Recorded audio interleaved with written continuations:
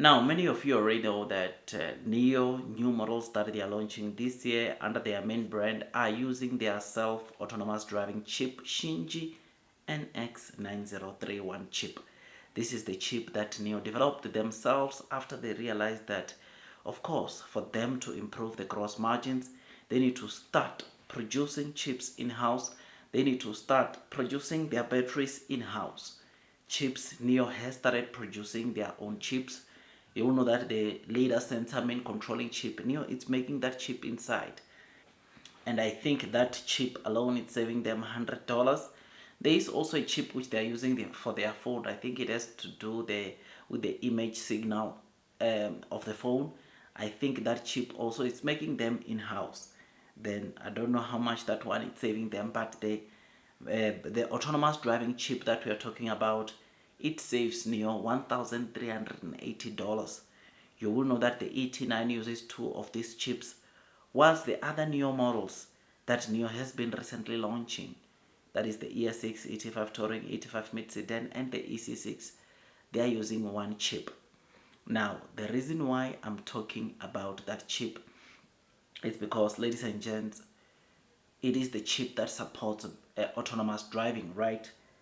I mean, NIO just a couple of days ago, they showed us a video of a NIO car, I think it was the ES6, driving itself with less assistance from the driver for around 40 kilometers or almost 40 kilometers, 39.3, 39.7, can't remember the exact kilometers it traveled, but they said that is the new feature that is coming called the NIO World Model feature. Now that feature enhances the autonomous driving, and these features capabilities is coming or is derived from, it's made possible by the autonomous driving chip that NIO produced. This is something that is great, and the reason why I'm revisiting that NIO World Model story is that the rumors have surfaced. It appears that that feature is going to be available onto NIO cars or onto the latest 2025 NIO cars from tomorrow, which is something that is great, right? That feature is very important, I think, to the NIO users driving the 2025 NIO models. I'm not sure as yet if that feature will be also on the old models, because like I said, this feature, it is made possible because of the chip that is inside the NIO cars. And you will know that the 2024 NIO models are using the NVIDIA Thor chip, which, yes, it is somewhere somehow almost the same as the NIO's in-house built chip, but there is some scenarios that NIO chip performs better than the NVIDIA Thor chip that is currently being used or on the 2024 models. That is why I'm saying I'm not that sure if, or we're not that sure if this feature is going to be updated also on the 2024 models. This is something that we are not sure, but we know that the Shinji NX9031 chip, it has got the capabilities of that chip compared to the Thor chip that NIO was using on their 2024 models. They are more, right? It has got more, it can do more in terms of performance, it can perform more, which is something that is great. And we know that based off what we've been seeing, or based off what we see onto this new feature that NIO could roll out tomorrow, the future is looking bright, I'm telling you. It's only the beginning. The share price of NIO, I know on the previous videos that I was doing or I did today, many of you are talking about the share price. You say, yes, we see the good news, but the share price. Look, NIO in terms of losses, it might be losing a lot of money as yet for now, but one thing that we know is that things are going to get better, right? Because of the latest development. I mean, one thing that we discussed during the Q4 earnings, or what led into NIO having 900 million of net losses, is of course the purchase that they made on the senior note, which we have discussed, over 300 million, which they spent on buying back the senior notes. But anyways, we don't want to discuss that. I don't want to obviously justify why NIO had so much losses, but all I'm saying is that the CEO of NIO has told us that things will get better. Shorts, if there's one thing that I've seen them using against NIO, even on the commenting on this channel sometime, is that they are talking about, of course, the net losses, right? Which I suppose is fair enough, but let's wait. I say let's wait and let's see what happens in Q2 and Q1 NIO.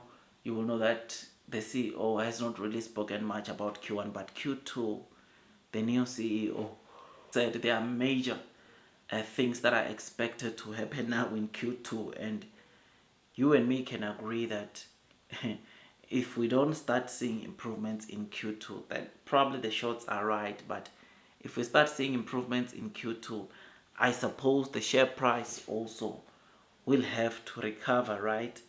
But to me, honestly, I don't think the new CEO on NIO could just come and say, look, watch out from Q2, if they don't know exactly what they are doing, if they don't know what they need to do in order to improve their or to reduce their net losses. I think NIO knows what they are doing, and all we need to do right now is just to relax and see what happens in Q2, as the new CEO is saying. Gross margins are expected to improve, as vehicle margins for the NIO main brand are expected to hit 20% this year, and for their family-oriented brand Firefly, they are expecting to get to 15%. And as for the family-oriented brand Onvo, they are expecting to get to, and for the family-oriented brand Onvo, they are getting to get to 15%. Firefly, we still don't know what the kind of vehicle margins they are targeting, but NIO models, we know they are targeting 20%, Onvo 15%, Firefly, we don't know. But let's wait, let's see what transpires, right? One thing that, of course, a lot of the short sellers, a lot of the people that are negative on NIO that are using, like I said, is, of course, the net losses. Deliveries have been improving, gross margins, vehicle margins have been improving, and the cash that NIO has been having at hand, of course, it's not been that bad. Yes, there might be a slight decrease from Q3 in terms of the cash they had at hand in Q3, but look, things will get better. I am hopeful, man. And I think next week you will know that it is a very, very big week for NIO. On Tuesday, NIO will be giving us their Q1 earnings, and it will be very important to monitor, of course, the net losses and see if there are any changes. But again, let's also monitor the guidance that NIO is going to give to us, because already you know that Deutsche Bank, who came and gave a guidance of NIO selling 24,000 this month, they've reiterated to say that they see now 27,000.